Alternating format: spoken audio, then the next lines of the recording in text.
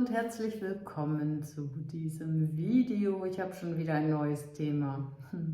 Ja, ich bin gesichtsblind. Im Laufe der Jahre hat sich das ziemlich ausgeprägt und irgendwann kam ich mal auf die Idee zu googeln, ob das echt was ist, was nur mich betrifft oder ob das etwas ist, was auch andere haben. Einträge. Und mittlerweile gibt es auch ein paar Videos dazu zum Thema Gesichtsblindheit. Und es scheint zu sein, dass es in Deutschland ungefähr 2 Millionen Menschen gibt, die angeblich von Geburt an gesichtsblind sind. Und es wird assoziiert mit einem Gendefekt, also ja, und meine Frage heute ist tatsächlich, mit Hand aufs Herz, mal herauszubekommen, warum ich und vielleicht auch viele andere gesichtsblind bin und viele andere es sind. So, und ich frage mein Herz und ich frage meine innere Weisheit, meine Gesichtsblindheit, womit hat das was zu tun? Um was geht es da eigentlich, wenn ich gesichtsblind bin?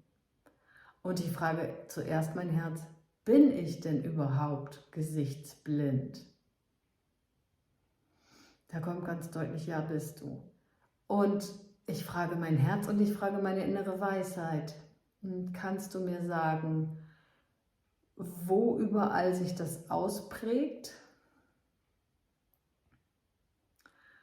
Mein Herz und meine innere Weisheit sagt jetzt, ein wesentlicher Aspekt dieser Gesichtsblindheit ist eben auch, dass du sogar Menschen, die du relativ gut kennst, wenn du sie länger nicht gesehen hast und wenn sie in einer fremden Umgebung dir über den Weg laufen, nicht sicher weißt, ob sie das sind. Also das sind jetzt nicht meine nächsten Verwandten und meine engsten Freunde, aber Menschen, die ich halbwegs gut kenne. Da kann es tatsächlich auch sein, dass ich mir die angucke und dann denke, also mir diejenige Person angucke und dann denke, ist er das wirklich? Und das ist schon komisch. Erst recht, wenn man einen Lebensgefährten an der Seite hat, der immer komplett sicher ist, ja, den kennen wir doch daher und den kennen wir daher. Und ich dann daneben stehe und denke so, okay, und ich bin schon unsicher, wenn ich jemanden länger nicht gesehen habe und ich sehe ihn dann, aber wie gesagt in der falschen Umgebung. Also das wäre dann zum Beispiel am Strand irgendwo in Griechenland oder irgendwo in einem anderen Urlaubsziel. Also dass ich dann diejenige Person sehe und ja, niemals sicher bin, ob er oder sie das ist. So, ich frage mein Herz und meine innere Weisheit und mein höheres Selbst. Was ist denn sonst noch ein Zeichen dieser Gesichtsblindheit? Da kommt erstmal gar nichts. Und ich habe so ein Bild gesehen einer größeren Gruppe und mich gefragt, also eine Antwort kam gar nicht, aber ich habe ein Bild gesehen einer größeren Gruppe und mich gefragt, ob ich, selbst wenn es eine größere Gruppe ist, mir die Personen, auch wenn ich sie einmal die Woche treffe, also angenommen, es ist ein Vereinsgeschehen und man ist einmal die Woche da und es sind aber 50, 60 Leute, dass ich selbst nach 2, 3 Jahren nicht unbedingt jeden am Gesicht wiedererkenne. Und das ist genau das Thema. Ich mache mir in solchen, ja, ich sag mal, Vereinskonstellationen dann auch scheinbar nicht die Mühe, die Leute, oder was ist es? Ich frage mal mein Herz.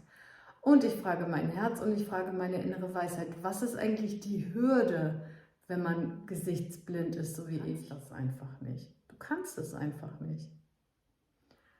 Und ich frage mein Herz und ich frage meine innere Weisheit, kann ich das denn irgendwie üben? Nein, du kannst es auch nicht üben.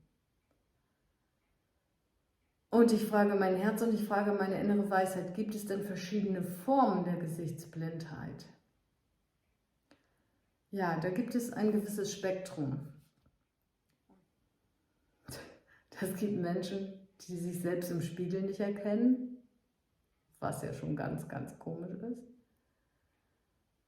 Und dann gibt es Menschen, die Menschen wiedererkennen, wenn sie die ein paar Mal gesehen haben, aber sobald sie die andere Person nicht oft genug gesehen haben, funktioniert das auch nicht mehr. Und ich frage mein Herz und ich frage meine innere Weisheit. Kannst du mir sagen, wie oft ich jemanden sehen muss, damit ich den sicher abgespeichert habe? Nichts zu tun. Doch, es hat mit öfter sehen was zu tun. Es hat nichts mit der einzelnen Zeitdauer zu tun. Ja, so 5 bis 7 Mal muss ich jemanden gesehen haben und dann weiß ich, das ist der.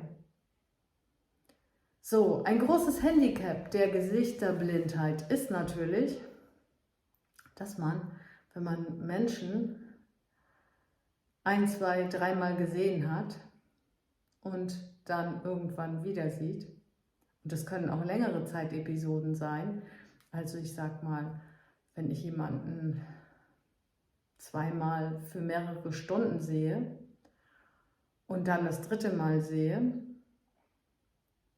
dann habe ich denjenigen, dann habe ich zwar ein Wiedererkennen, aber ich weiß dann trotzdem noch nicht, woher. Es sei denn, ich treffe den in genau dem gleichen Rahmen wieder. Also, ich frage mein Herz und ich frage meine innere Weisheit. Was ist eigentlich, was steckt da dahinter, dass ich, wenn ich jemanden mehrere Stunden gesehen habe und das womöglich an 3 verschiedenen Terminen, dass ich denjenigen dann trotzdem nicht sicher wiedererkenne. Und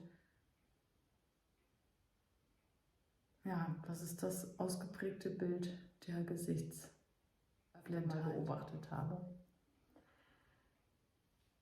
So, was ich gerade bei mir feststelle, ist, dass diese Fehlleistung, will ich mal sagen, einen enormen Selbstwerteinbruch zur Folge hat oder haben könnte. Und ich frage mein Herz und ich frage meine innere Weisheit, ist das wirklich so, dass ich bei mir gerade damit kämpfe, ja, das akzeptieren zu können? Ja, das kannst du nicht akzeptieren und das ist auch wirklich nicht gut zu verstehen. Ja, jetzt will ich mir noch mal ein bisschen Geschichte erzählen. Und zwar, wie reagieren denn andere Menschen, wenn man denen erzählt, du, ich leide übrigens unter Gesichtsblindheit. Also erstmal lachen die sich ins Fäustchen, so nach dem Motto, hahaha, was hat die denn? Das glaubt die doch wohl selber nicht, dass es sowas gibt, dass man sich Gesichter nicht merken kann. Die ist halt nicht konzentriert, wird dann angenommen. Oder auch, das kann doch gar nicht sein, du musst doch die Leute wiedererkennen, ich erkenne die doch auch wieder. Ja genau, nur weil du die wiedererkennst, muss ich die noch lange nicht wiedererkennen. Ja, und das ist eben echt das Problem, dass einem dann oft vorgeworfen wird, ja, dass man sich einfach nicht richtig dem anderen gegenüber öffnet, den wahrnimmt, den anguckt. Und ich habe mich natürlich auch schon gefragt, ob es daran liegt, dass ich die Menschen, mit denen ich einigermaßen wenig zu tun habe, tatsächlich nicht richtig angucke. Und ich frage mein Herz und ich frage meine innere Weisheit, gehört das auch dazu, dieses Visualisieren von Gesichtern? Gehört das auch zur Gesichtsblindheit, dass das eben dann nicht so gut klappt? Ja, also das scheint da echt richtig so eine Inselbegabung, das Gegenteil von einer Inselbegabung zu sein, nämlich dass ich an der Stelle keine Chance habe, mir das Gesicht aufzurufen und mir das Gesicht zu erinnern. Ich bin noch nicht ganz glücklich mit der Beantwortung der Frage, woher das denn nun kommt. Ich frage mein Herz und ich frage meine innere Weisheit. Gibt es eine eindeutige Antwort dazu, warum Menschen gesichtsblind sind? Meine innere Weisheit sagt mir, mein Herz sagt mir, das ist so ähnlich wie wenn du fragst, warum sind Menschen farbenblind? Menschen sind farbenblind und sehen einfach rot-grün, irgendwie braun, habe ich mir mal erklären lassen. Und die sind farbenblind. Ob die nun wissen, woran das liegt, also da soll es auch ein genetischer Defekt sein, ändert an der Tatsache nichts. Also man kann die Farben, das Farbensehen nicht üben. Und so kann man auch diese Gesichterblindheit nicht verändern.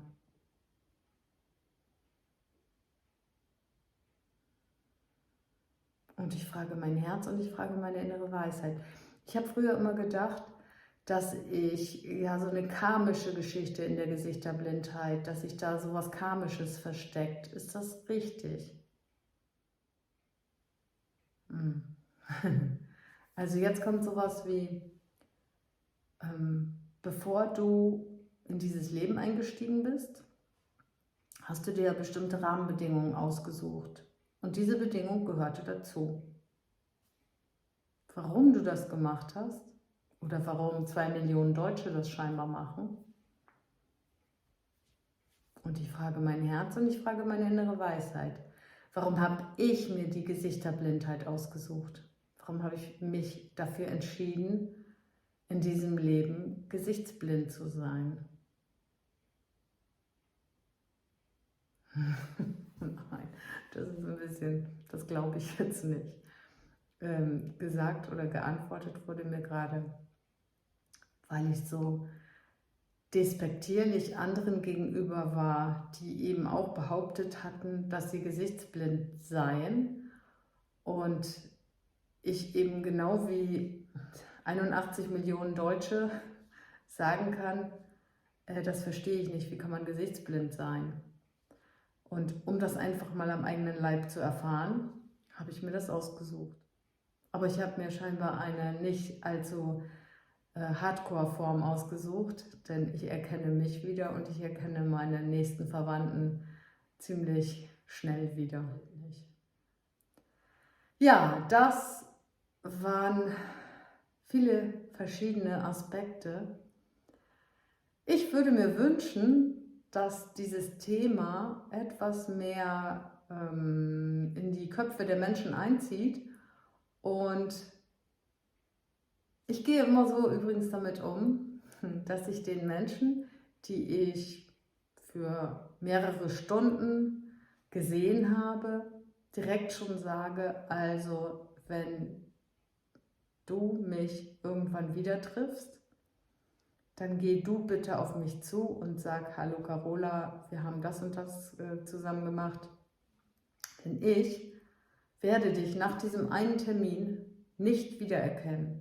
Das weiß ich definitiv. Also es gab noch keinen, den ich nach einem Termin wiedererkannt habe. Und stehe einfach dazu, dass ich da eine Unzulänglichkeit habe oder eine besondere Art mit dem Erinnern von Gesichtern umzugehen. Ja, also jetzt nochmal, das soll es für jetzt gewesen sein. Ich freue mich auf ein Like, wenn dir dieses Video gefallen hat, und du darfst natürlich auch gerne den Kanal abonnieren. Alles Liebe für dich, bis zum nächsten Mal. Ciao, ciao.